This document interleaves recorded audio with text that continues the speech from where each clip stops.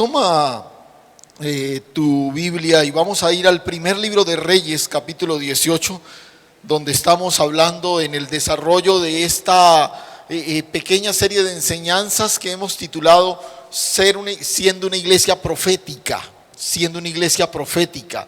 Y el gran desafío es ser la iglesia que necesita hacer oír la voz de Dios en un momento como el actual. Ya tienes ahí tu Biblia, ahí los que están en casa también. Recuerda, siempre les insistimos, para por un momento las actividades que estás haciendo. No sé, aquí el asunto, uno tiene la tentación de decir, bueno, mientras escucho voy adelantando esto. No, recuerda, no estamos escuchando una transmisión.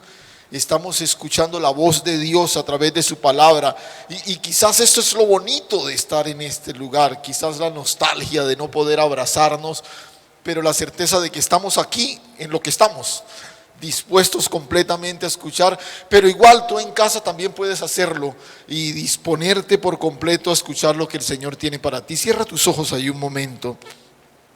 Padre, gracias, Señor.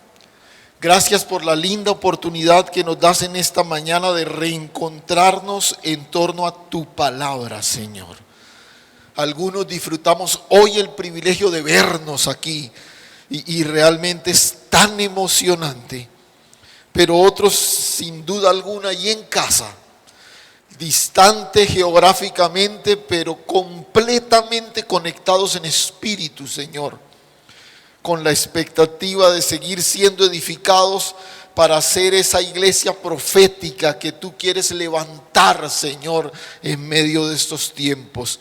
Gracias, Señor. Gracias, Dios. A ti toda la gloria y toda la honra en Cristo Jesús. Amén y amén.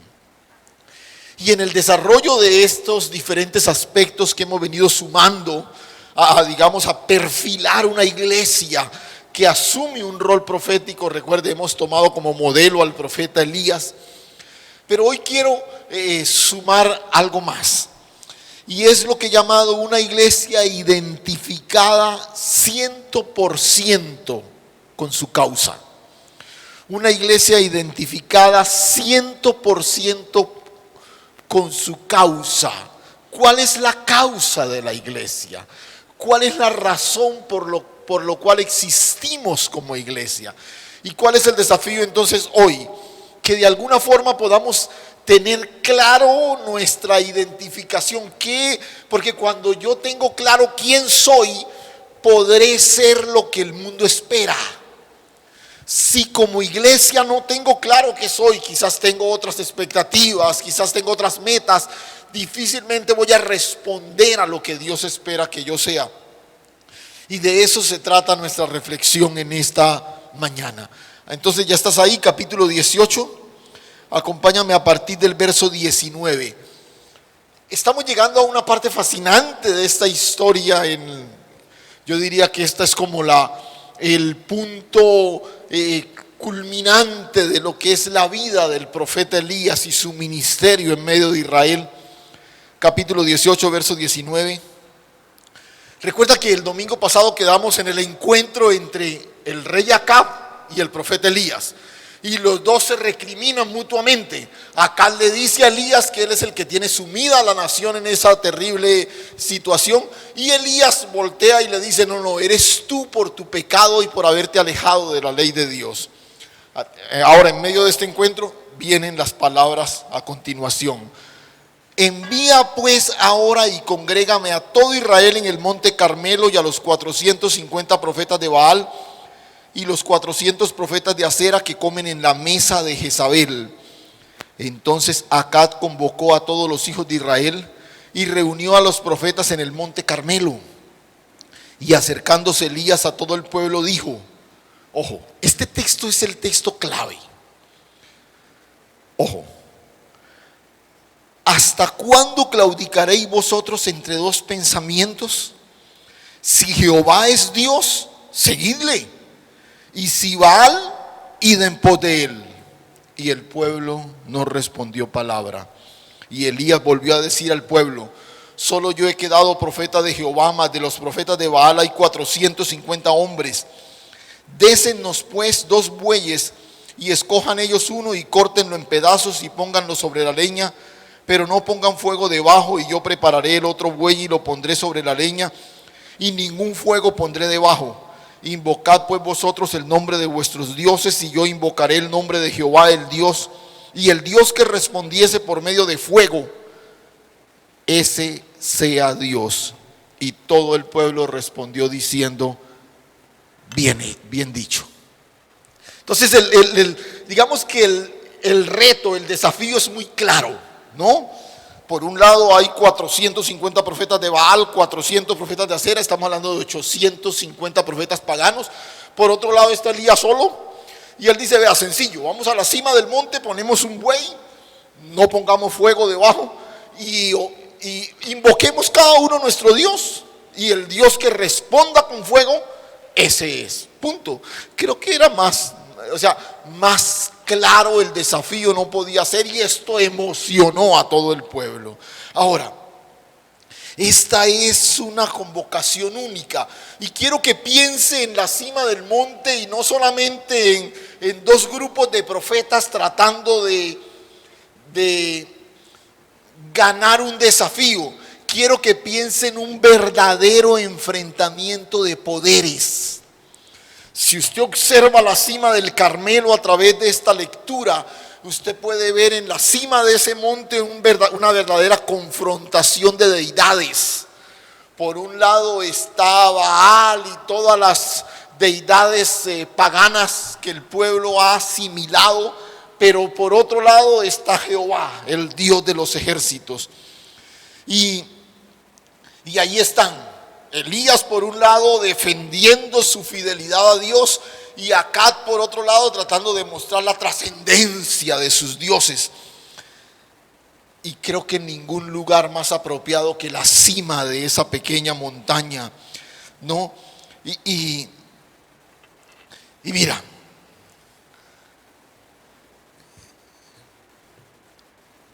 aquí hay algo, y ya quiero meterme un poquito en el reto, lo que quiero que asimilemos hoy nosotros. ¿Qué trascendencia tiene esta historia llena de muchos elementos ilustrativos? Pero ¿qué trascendencia tiene para nosotros? Para nosotros. Porque aquí hay un pueblo convocado en la cima de un monte que tiene que tomar una decisión. Y de alguna forma ese es el reto que nosotros tenemos como iglesia profética en este tiempo: tomar una decisión frente a lo que somos. O vamos a seguir jugando a la iglesia, jugando a las congregaciones cristianas, o vamos a asumir el reto de ser la iglesia de Dios para este tiempo. Recuerda que te he dicho, nosotros no podemos evitar ciertas situaciones, pero lo que no podemos tampoco es comprometer nuestras convicciones. No podemos evitar que el mundo tome ciertas tendencias. No podemos evitar que ciertas manifestaciones pecaminosas parecen legitimarse en medio de la sociedad. Sí, digamos que yo no lo puedo evitar. Lo que yo no puedo comprometer son mis convicciones, lo que yo soy realmente delante de Dios. Y trate de imaginarse esto: el pueblo va ascendiendo hacia el Carmelo. Este es un lugar alto. Recuerde que en todos los lugares altos se levantaban altares a diferentes deidades. O sea, quizás era normal ver camino a la cima o en la cima misma pequeños montículos de piedras donde se ofrecían adoración a diferentes deidades, Baal, Acera y todo ese abanico de deidades que había en Israel por esa época. Pero ahí, ese fue el lugar escogido por Elías. Es muy interesante. Hoy ese es uno de los sitios turísticos más visitados en los tours a Tierra Santa. Y es muy interesante porque en la cima del Monte Carmelo hoy hay todo un parque muy, muy bonito, y en el centro del parque hay una estatua de Elías, ¿no? Incluso creo que la tenemos aquí, tenía una imagen para que la viéramos. Una estatua del profeta, ahí está, con una daga en la mano, y ahí alcanzan a ver un pie sobre lo que debería ser uno de los profetas de Baal. Y esto está allí como un recordatorio de lo que sucedió en la cima de aquella montaña.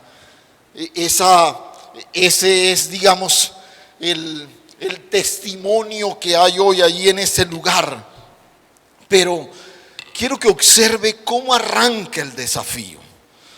A la altura del verso 19 le dice: envíame ahora, congrégame a todo Israel en el monte Carmelo, y los 450 profetas de Baal y los 400 profetas de Acera que comen a la mesa de Jezabel. Entonces, otra vez, no pierda de vista los bandos, por así decirlo.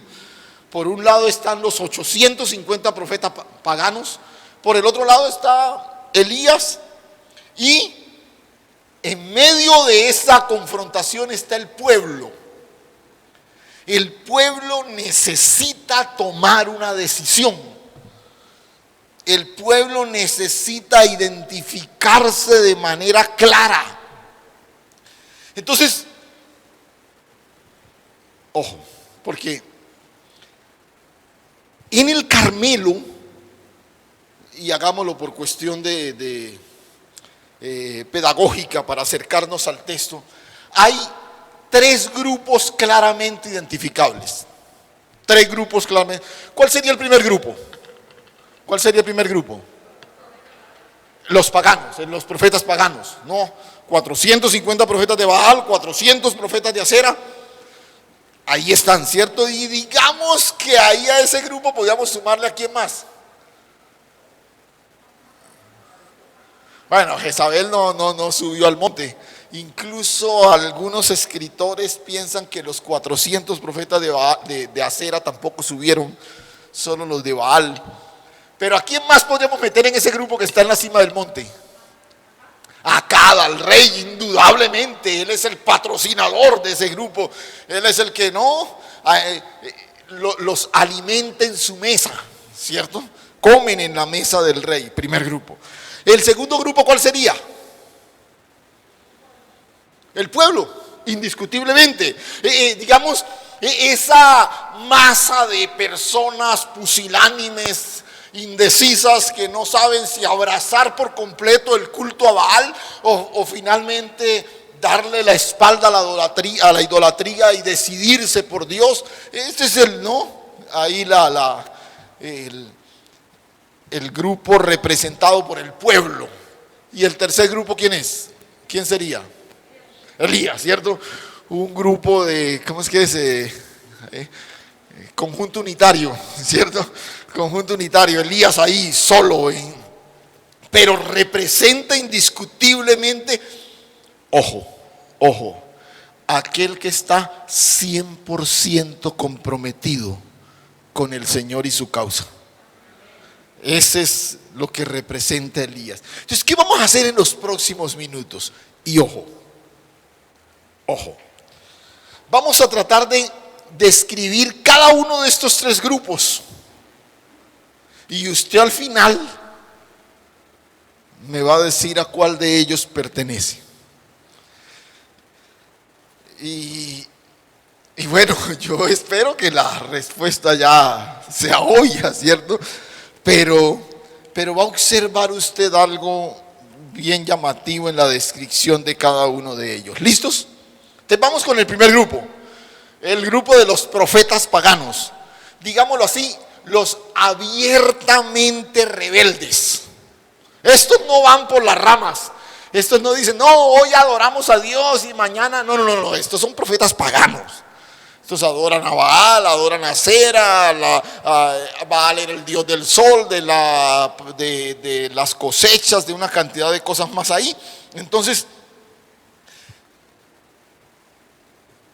¿qué característica tiene este grupo? Este es un grupo claramente identificable. ¿Sí? Claramente identificable. Son fáciles de identificar. Seguramente llegaron a la cima del monte Carmelo en rigurosas filas. Seguramente marchando. Seguramente con sus atuendos propios de sus rituales. Probablemente un sol estampado en todo el pecho. con sus trajes bien, toda su vestimenta que mostraba quiénes realmente eran todo un espectáculo. Recuerde que durante 3 años de sequía, a diferencia del resto del pueblo, estos han sido alimentados en la mesa del rey. O sea, ellos no bien van ahí todos llevados, todos que no, estos van seguramente, ¿por qué? Han sido alimentados directamente por el rey. Pero escuche, su devoción a Baal es admirable. Puede que no estemos de acuerdo, indiscutiblemente, o espero que no esté de acuerdo, ¿cierto? Pero lo que sí tenemos que reconocer es su entrega a su causa. Ellos están dispuestos a demostrar que son portadores de la razón, que el tipo que tiene confundido a Israel es Elías, y que ellos representan al verdadero Dios que debe ser adorado. No hay la más mínima sombra de duda en sus corazones. Ellos escuchan las reglas del juego, de los bueyes, del altar, de que no haya fuego ni nada de esto, y les parece que la propuesta de Elías es equitativa. Ahora, en el fondo ellos piensan, nosotros tenemos ventaja. Nosotros adoramos a Baal, que es el dios del sol, que controla las cosechas, la fecundidad. No iba a ser difícil para el dios del sol sacar de su arsenal una chispita de fuego para prender ese altar. O sea, ellos dicen, esto ya lo tenemos ganado, ¿cierto? Incluso la propuesta que emocionó al pueblo, a ellos también cumplieron las instrucciones, se ciñeron a todo lo que Elías dijo y comenzaron el ritual, comenzaron con los ruegos. ¿Qué me llama la atención? Que en ningún momento ellos tienen la más mínima desconfianza de que Baal los va a dejar metidos. No. Ellos están convencidos. Desde la mañana hasta el mediodía su voz nunca se silenció. Gritaron, levantaron arengas, dijeron, exaltaron a su Dios, dieron vueltas alrededor del altar. Pero ni un sonido en los cielos, ni una chispa en la tierra. Pero ellos seguían. Ellos no se rendían. Su convicción no les permitió rendirse. Entonces comenzaron a saltar, y luego los saltos se convirtieron en brincos, y luego los brincos en gritos estridentes. Estaban dispuestos a hacer lo que sea para que su Dios respondiera. Era una escena digna de verse. Sobre todo que la convicción que había en el corazón de estos hombres. Qué carácter, qué fe. Y como si esto fuera poco, en medio de sus gritos, de su desespero, Elías comienza a burlarse de ellos. Y Elías comienza a decirle, bueno, el Dios de ustedes de pronto está dormido, grítenle más duro, de pronto está lejos y está de paseo, qué sé yo. Pero ¿sabe qué me llama la atención? A pesar de la burla de Elías, ellos no pierden la compostura. Ellos siguen. Ellos no paran. Ellos siguieron adelante. Y escucha esto, mira, hay un historiador judío del primer siglo, conocedor de los ritos sacerdotales que se ofrecían a Baal, y él hace una descripción de lo que debió ser ese momento. Quiero leérselas literalmente para que usted más o menos tenga una idea de lo que sucedió en la cima de ese monte. Escuche, dice, primero hubo un grito relativamente moderado, aunque sin duda salvaje, a Baal, seguido de una danza alrededor del altar que comenzó con un movimiento oscilante de un lado para otro. El alarido se volvió cada vez más estentorio y la danza más frenética. Daban vueltas violentas en círculos, corriendo alocadamente de una fila a otra. manteniendo siempre un movimiento circular con la cabeza agachada, de modo que sus largos cabellos desgreñados barrían el suelo. Por lo general la locura se volvía contagiosa y los espectadores se unían a la frenética danza. Quizás las burlas de Elías evitaron que el pueblo se les uniera. Era mediodía y durante 4 horas habían estado haciendo sus desenfrenados ritos. Con sarcástica mofa y cruel ironía, Elías les recuerda entonces, ya que Baal era Dios, la falla debía ser de ellos. Posiblemente Baal se hallaba ocupado y por eso debían gritar más fuerte. Chasqueados hasta la demencia, se pusieron más frenéticos que antes. Y después vino lo que conocemos como el segundo y tercer acto. Los salvajes aullidos se convirtieron en penetrantes gritos demoníacos. En su locura los sacerdotes se sajaban los brazos, se cortaban con sus espadas afiladas por ambos lados y con sus lanzas. Cuando la sangre comenzó a fluir, el paroxismo llegó al máximo. Entonces uno y luego los demás comenzaron a profetizar, gimiendo, implorando, hasta luego estallar en estáticos gritos, acusándose a sí mismo y hablándole a Baal y diciéndole frases incoherentes y angustiosas. ¡Wow! Se sajaban, se cortaban para que la sangre tratara de excitar a su Dios y que éste respondiera. ¡Qué espectáculo! Unos hombres fuera de control, convertidos casi en bestias. Pero escuchen, con una convicción inamovible, inamovible. Mutilaron sus cuerpos en su frenesí, pero no hallaron respuesta alguna. Imaginémoslos completamente exhaustos, jadeantes, sangrantes, finalmente humillados. Pero nunca se rindieron, nunca se rindieron.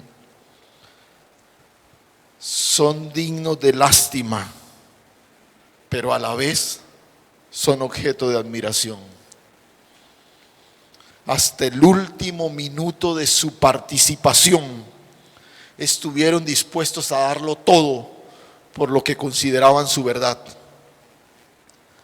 Para ellos, Baal era una causa que valía la pena entregarlo todo, hasta su sangre si era necesario.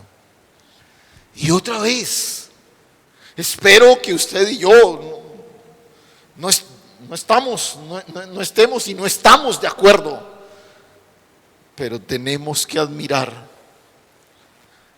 que alguien tenga la capacidad de entregarse de esta forma a una causa pagana.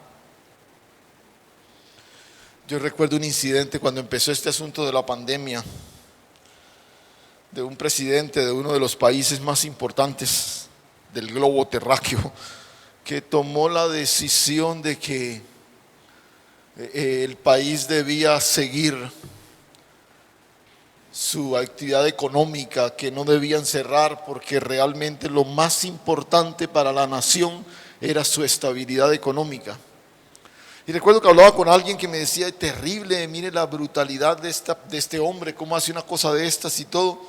Yo le decía, sí, indiscutiblemente es una posición irracional.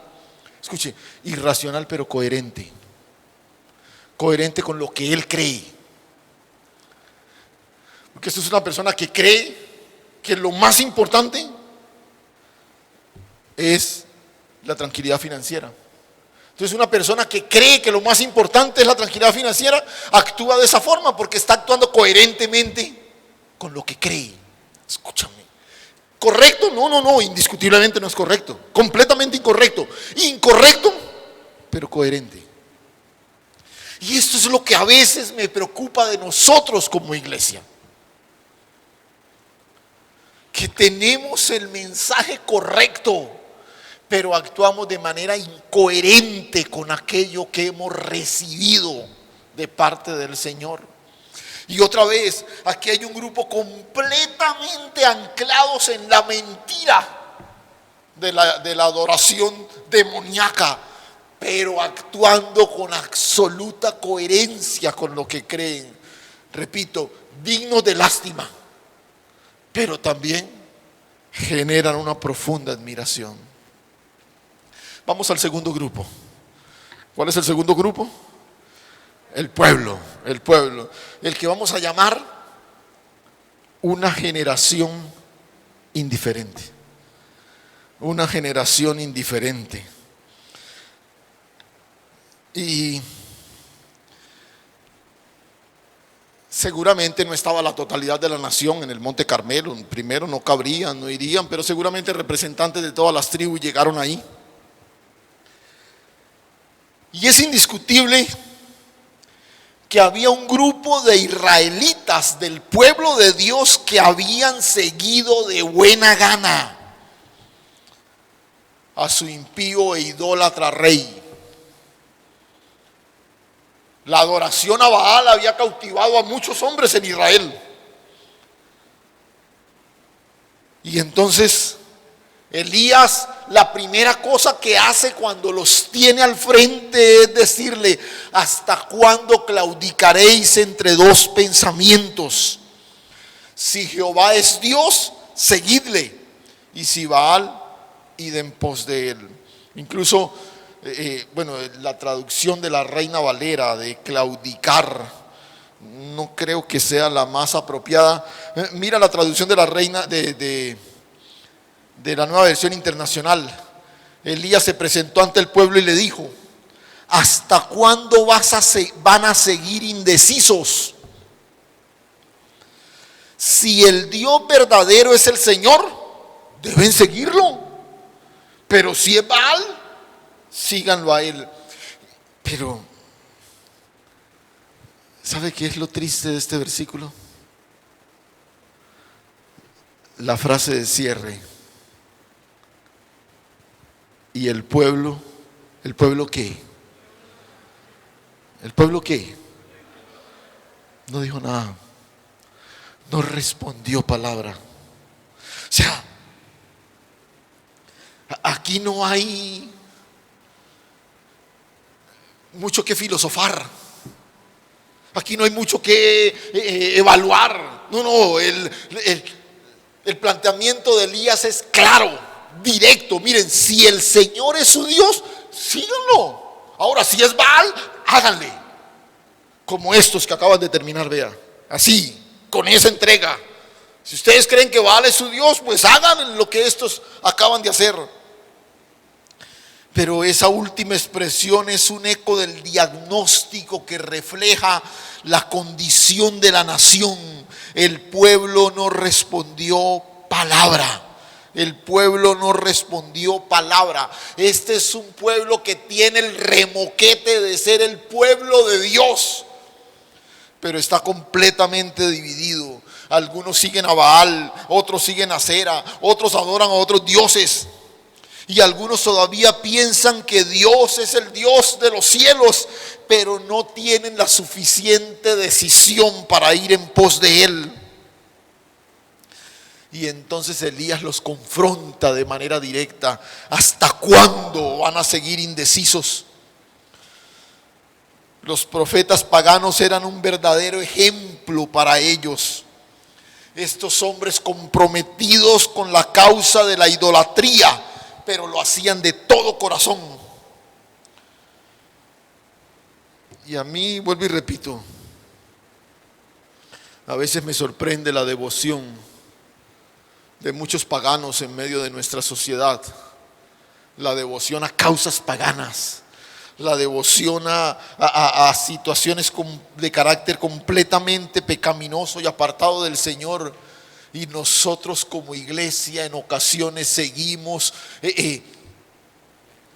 navegando en dos aguas sin comprometernos de lleno por aquel que nos llamó.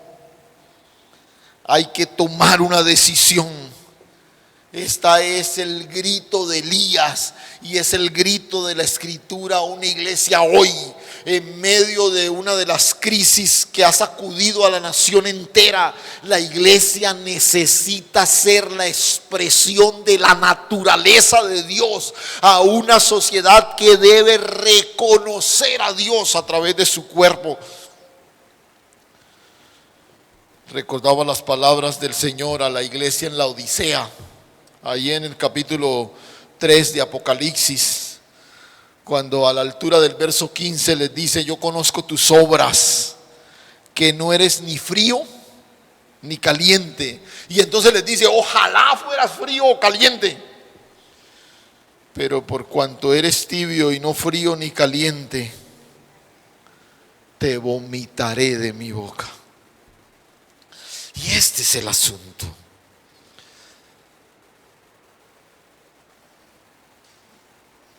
Cuando el Señor se dirige a esta iglesia, le dice: yo conozco tus obras. Y es que lo que tú y yo somos, escúchame esto, lo que tú y yo somos, lo podemos aparentar frente a mucha gente, pero frente a Él no. Yo conozco tus obras. El asunto es que Dios conoce las motivaciones más profundas de tu corazón, del mío. Y Dios se dirige de manera directa a esta iglesia.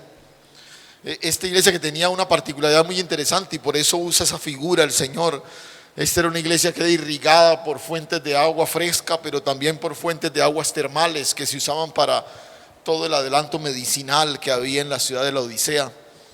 Pero a veces se mezclaban estas aguas y esa agua tibia era realmente fastidiosa para tomar, generaba náuseas. Y esta es la figura a la que el Señor apela: por cuanto no eres ni frío ni caliente, te vomitaré de mi boca. Es preferible, al parecer para el Señor es preferible ser frío que tibio. Del corazón frío de un perseguidor de la iglesia, Dios levantó al más grande de sus siervos, el apóstol Pablo. Pero de aquellos que en un momento determinado, como Agripa, decían: casi me convences de ser cristiano. Ese hombre nunca pasó de ahí, nunca pasó de ser un casi hijo de Dios. Y escúchame, indiscutiblemente no somos impíos, nunca pensaríamos que somos de ese primer grupo, pero a veces resulta difícil identificarnos como hijos de Dios. A veces estamos más como la mujer de Lot: no somos del mundo, pero no apartamos nuestra mirada de Él. Nuestras almas parecen divididas frente a los desafíos. Y bueno, una iglesia así, una iglesia que no asume una postura radical, lo que generas es náuseas. Y escúchame, probablemente en medio de nosotros no se mencionan herejías, ni contiendas, ni inmoralidades, pero seguimos albergando orgullo, materialismo, una indiferencia frente al que necesita que le extendamos la mano, una arrogancia, una autosuficiencia. Nos sentimos engreídos espirituales por aquello que tenemos. Desatendemos la comunidad en la cual el Señor nos ha puesto y dejamos de ser testigos fieles de aquel que nos llamó.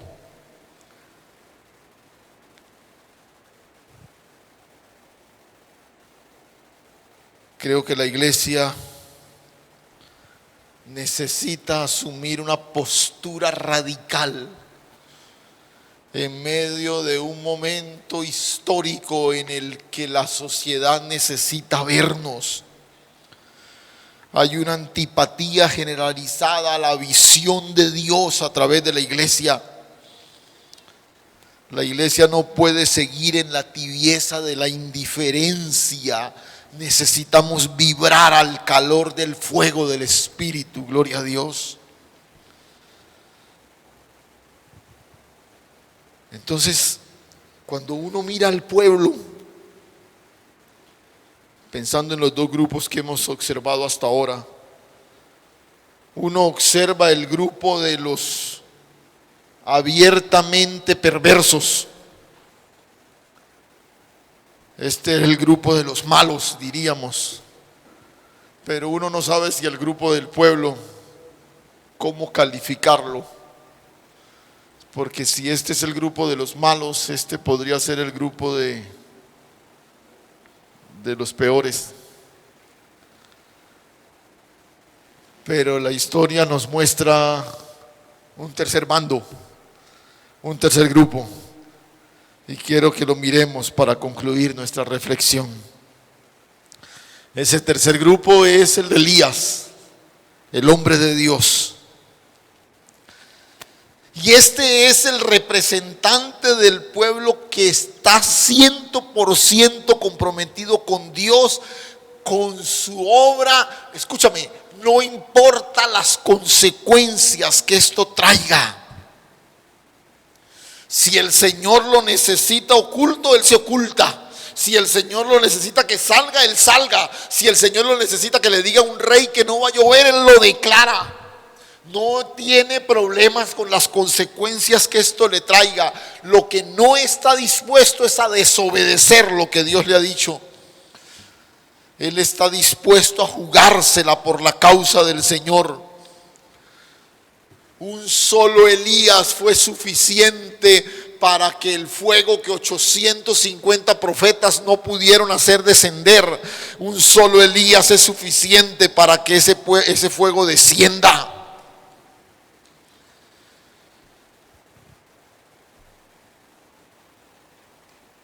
Escúchame, por favor, tú que estás aquí, aquellos que están en casa.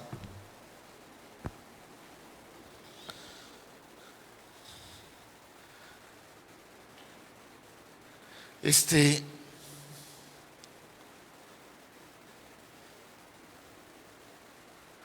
no es el proyecto de los grandes números. Este es el proyecto de los grandes compromisos. Lo que Dios quiere hacer en medio de esta sociedad no es un asunto de megagrupos. Es un asunto de hombres y mujeres completamente consagrados a Él, listos a obedecer su voz y dispuestos a ser instrumentos en sus manos en cualquier momento de la historia. Aleluya. 400 hombres saltando, gritando, sajándose, brincando de un lado a otro, no pudieron provocar ni una chispita. Pero un hombre revestido del poder de Dios permitió que los cielos se abrieran y el fuego del cielo descendiera para sellar la grandeza de Dios en medio de la nación. Tú nunca menosprecies el valor de una vida consagrada por completo a Dios, de una sola vida 100% comprometida con la causa del reino. No importa si es allá en la universidad donde estás, no importa si es allá en el escenario de trabajo donde el Señor te ha puesto, no importa si es sencillamente en un escenario completamente plagado de maldad y de paganismo. Si Dios te puso en ese lugar, Dios quiere abrir los cielos para que a través de tu vida todos puedan reconocer la grandeza de nuestro Dios. Aleluya. Y hay algunas lecciones que quiero que capitalices en el cierre de esta reflexión. Cuando tú y yo, escúchame, no importa cuántas personas haya a nuestro alrededor, no importa si estamos rodeados de decenas de personas o estamos solos, cuando tú y yo tenemos la seguridad que estamos dentro de la voluntad de Dios, en Él seremos invencibles. Aleluya. En Él seremos invencibles. No te preocupes si tienes la complacencia de los que están a tu alrededor. No te preocupes si tienes el aplauso de los que están contigo o no. Preocúpate por estar en el centro de la voluntad de Dios. Aleluya. Podrás quedarte sin trabajo, pero si estás en el centro de la voluntad de Dios, verás los cielos abiertos y la provisión de Dios sobre tu vida todos los días. Aleluya. Podrás enfrentar una situación amenazante, pero si estás en el centro de la voluntad de Dios, nada ni nadie podrá hacerte daño. Gloria a Dios. Ahí está Elías, solo, con un grupo de hombres y mujeres pusilánimes, indecisos, y unos profetas paganos completamente comprometidos con su causa, el rey más perverso que ha tenido la nación. Pero en la cima de ese monte hay un hombre que el cielo respalda, aleluya, y está dispuesto a manifestar la gloria de Dios. Entonces te dije, cuando tenemos la seguridad de estar en el centro de su voluntad, somos invencibles. Una segunda cosa que quiero que atesores en tu corazón: una lealtad dividida es algo tan malo como la idolatría misma. Una lealtad dividida es algo tan malo como la idolatría misma.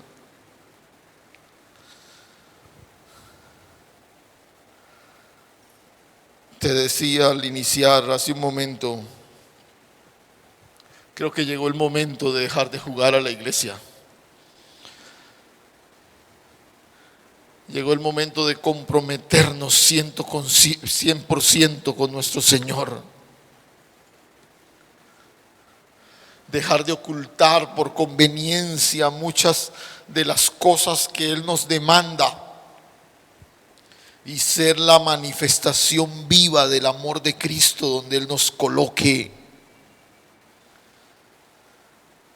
Cuéntaselo al mundo, que el mundo sepa la grandeza del amor que llena tu corazón. Aleluya. No dejes pasar una sola oportunidad para dar a conocer a los que están a tu alrededor el amor que ocupa el centro de tu corazón. Conviértete en un instrumento de bendición en sus manos. La neutralidad en momentos de decisión es una maldición que acarrea consecuencias trágicas. Y es muy interesante, porque vamos a profundizar un poquito más en esto el próximo domingo. Pero cuando le toca el turno a Elías, y es el momento en el que él tiene que arreglar su altar y lo que le corresponde hacer, escucha esto. Elías usa varias cosas y como te digo, vamos a verlas con un poquito más de detalle el próximo domingo. Pero su herramienta más poderosa es la misma que hoy tenemos tú y yo a la mano. ¿Tú recuerdas qué fue lo que Elías hizo? ¿Cuál fue la herramienta de Elías antes de que los cielos se abrieran? ¿Qué fue lo que hizo inmediatamente antes de que los cielos se abrieran? ¿Qué hizo? Oró. Oró.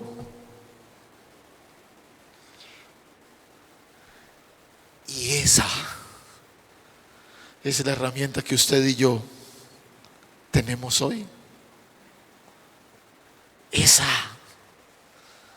Nuestra herramienta más efectiva es la oración de fe. Cuando Baal fracasó y Elías se disponía a hacer su participación, el único instrumento que utilizó fue la oración. No desestimes el poder de una vida que se postra en oración delante de Dios. Aleluya.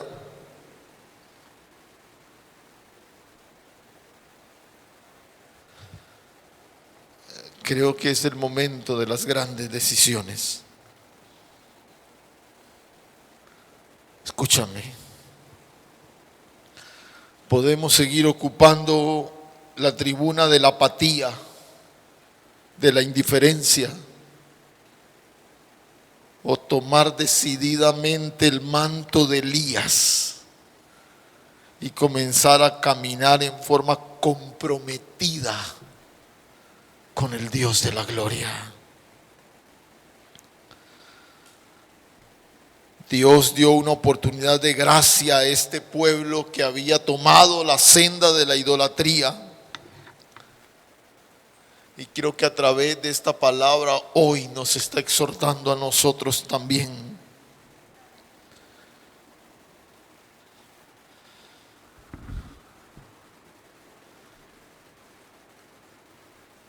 Este es el momento.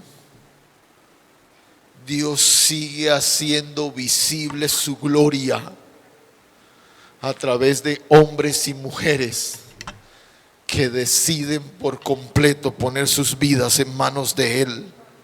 No importa lo que venga, gloria a Dios. Creo que es el momento de vivir en forma coherente con lo que nosotros somos. Con lo que nosotros somos.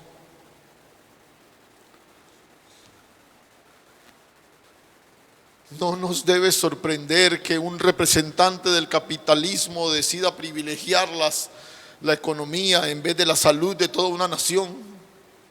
No nos debe sorprender eso, porque es un hombre que está actuando coherentemente con lo que cree. Que está bien, no está bien, pero es coherente. Pero ¿sabes qué es lo triste? Que a veces nosotros no actuamos coherentemente con lo que somos. Somos hijos de Dios, somos coherederos con Cristo, somos herederos de todo lo que Él tiene. Hemos sido establecidos por Él, hemos sido llamados a ser la manifestación de su gloria. Pero seguimos todavía enredados en nuestros sueños, en nuestros proyectos, en nuestros anhelos. Y escúchame, nadie diferente a nosotros debería vivir para honrar y glorificar a Dios por encima de todo. ¿Hasta cuándo? La pregunta de Elías sigue resonando en nuestros corazones en una mañana como hoy. ¿Hasta cuándo vamos a seguir indecisos? Si Jehová es nuestro Dios, entonces llegó el momento de abrazar decididamente su causa e ir en pos de Él.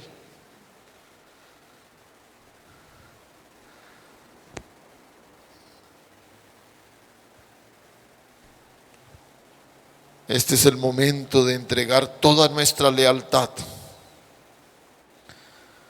al único que la merece. Si un grupo de profetas paganos estuvo a punto de morir por una convicción sin fundamento, aquel que entregó su vida en la cruz y derramó su sangre para sellar en nosotros la vida eterna, merece de nosotros toda la entrega y devoción. Cierra tus ojos un momento.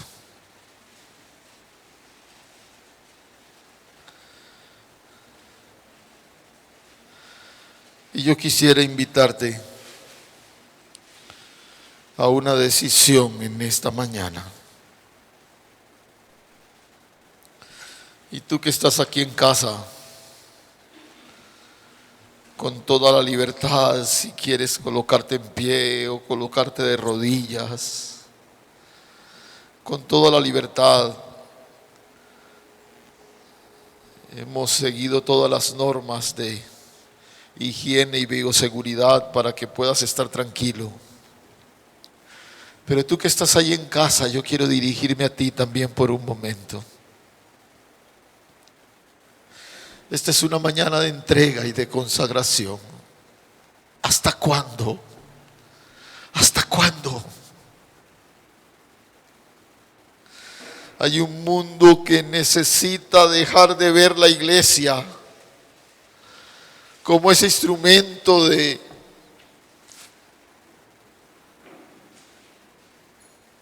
fabricación de votos, que debe dejar de ver la iglesia como el club de los buenos principios, que debe dejar de ver la iglesia simplemente como un reducto social donde se reúne gente buena. Y necesitamos comenzar a mostrarles la vida del Cristo resucitado a través de una iglesia completamente comprometida con el Señor y su causa. ¿Hasta cuándo? Y esta es una respuesta personal. Este es un momento para responder desde lo profundo de tu corazón. ¿Hasta cuándo vamos a seguir navegando entre dos pensamientos? Aquí estamos, Señor, en esta mañana. Aquí estamos dispuestos, Señor, en esta mañana a darle la espalda por completo a todo aquello que nos ha seducido, que nos ha apartado, que nos ha tenido distraídos. Y hoy, Señor, queremos abandonar nuestras vidas por completo en tus manos, para que tú hagas de nosotros, Señor, ese instrumento de gloria, de honra, para que tú, Señor, a ti te plazca manifestarte, hacerte visible, Señor, a través de una iglesia comprometida 100% contigo, Dios. Aquí estamos, Señor. Aquí estamos, oh Dios. Perdona nuestra indiferencia, Señor. Perdona la dualidad en la que a veces nos hemos movido, Dios. Perdónanos, oh Dios, cuando hemos sido más exponentes de una religiosidad estéril y no de la vida gloriosa del Cristo resucitado, Señor. Aquí estamos, Señor. Aquí estamos dispuestos, oh Dios, a abrazar en forma decidida aquello para lo cual tú nos has llamado, Señor. Adora al Señor. Adora al Señor, tú que estás en casa. Si tienes la libertad de ponerte de rodillas ahí delante del Señor. Si tienes la libertad de tomar la mano de quienes están contigo. Aleluya.